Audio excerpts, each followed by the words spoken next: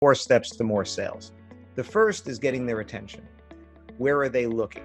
But once you have someone's attention, if you don't get them to make another step, you've lost. You get their attention, the baton is handed to you. If you don't hand it off to the next step, the race is over for you. And just remember, if you want someone to invest in your business, you have to invest in it first. Then there's branding.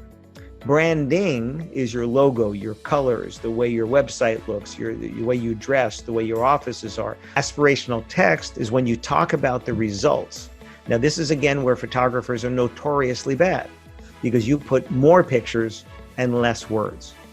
All of your audience is there on Instagram. If you're a wedding audience and your corporate audience and your graphic design audience, if they're all there on Instagram, then you have to ask yourself, should you have more than one page on Instagram for the different parts of your business?